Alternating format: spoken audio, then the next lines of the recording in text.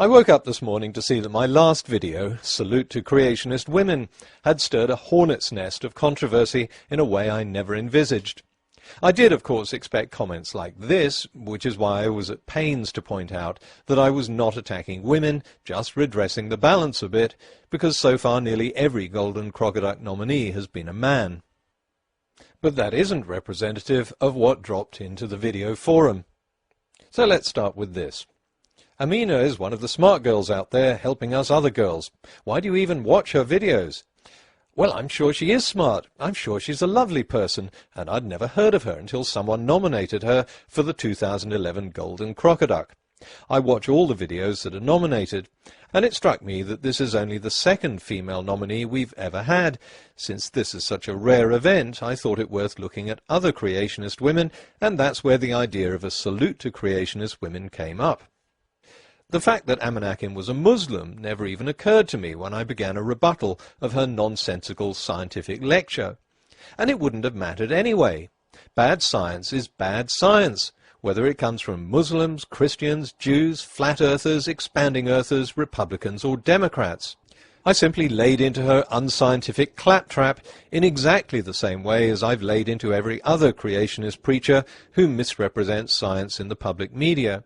Basically, his theories had something to do with this idea that man became more and more intelligent, and as man did so, as man evolved, man became whiter and whiter. To me, the fact that she was a woman or a Muslim makes absolutely no difference. Why should it? But a lot of people who clearly didn't watch the video immediately began to foam at the mouth.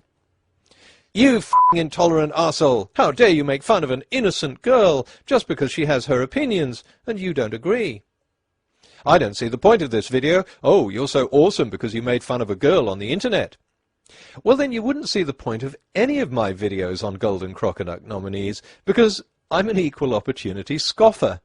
For the last 5 years, I've been making fun of creationist men. Grady, you're obviously able to look at the pictures from these scientific papers, but for some reason you can't read the captions. The problem the evolutionists have, though, folks, if we extrapolate backwards just to 20,000 years ago. How long? 20,000 years ago. 20 million? Not 20 million. 20 billion? Not 20 billion. 20,000 years ago, the heat produced by the magnetic field would have liquefied the Earth. Get the fuck out of here. That's just 20,000 years ago. And 1,000,000 years ago, folks, get this, the magnetic field would have been so strong, it would have vaporized our planet. Vaporized the planet? Now, I had to think long and hard about this, because even for a creationist theory, this is nuts. So you think by now that Andy would get it? Nah. Where did the chemicals come from? Where did the planets come from? How did the chemicals make all the planets? Well, Andy, if you can't be bothered to listen to the answer Aaron Ra gave you, then do what I suggest all clueless creationists do and check out the library room at your local primary school. I want to be kind to Kirk Cameron rather than suggest that half his brain must have been sucked out in a freak vacuuming accident. Occasion, I should find new life inside. You may smile at this. But as soon as a woman is the target, she's an innocent girl, and her scientific baloney apparently shouldn't be criticized. I don't hold back because of someone's gender or religion, and I don't see why she's any more innocent than Ken Ham, Peanut Butter Man, or Crocoduck Boy, who, like Amanakin, choose to preach science on the internet. Amanakin is an intelligent, thinking adult who chose, of her own free will, to publicly post a video teaching people that Darwin's theory is something about humans getting whiter as they became more intelligent. If another YouTuber like Nephilim Free had said the same thing, I would have torn into him in equal measure, and I'm sure I wouldn't have received a lot of messages about how he's just an innocent boy. And it's not Amanakin's opinions I disagree with. She's welcome to her opinions. I'm rebutting her claims about scientific facts. For example, that chemical reactions happen by chance. And I hope I showed very clearly that they don't. That's the whole point of doing these videos. It's just plain wrong saying abusive and hurtful things about one's religion. Oh, obviously I Love Geneva Lane didn't watch the video, but that's no surprise. Nothing in the video said anything abusive or hurtful about Islam, just as none of my other videos say anything hurtful or abusive about Christianity. What I go after are misleading scientific claims and the preachers who teach them. The only time I mentioned Islam in the video was to make the point that if I wanted to learn about the history of Islam, I wouldn't reference just one book that set out to show that the religion was nonsense, and I'm sure Muslims would agree. We're allowed to believe whatever we want. I suggest the whiners watch the video before commenting, because you're beginning to sound a bit stupid. If you watched it, maybe you would have heard this. Of course, you can say that at the beginning of time, an invisible being dictated that this is how atoms should interact. Believe what you like, but the fact is that this is how chemicals do interact. Now, I really don't care what you believe. If you want to believe a deity made the universe, that's fine. But if you go on a public channel and misrepresent science, then expect to get rebutted. What right have I got to rebut you? The same right you have to put these videos out in the first place. No, and I don't need permission. If someone presumes to lecture others about science on YouTube, myself included, they can expect to have their videos copied and commented on. It's called fair use.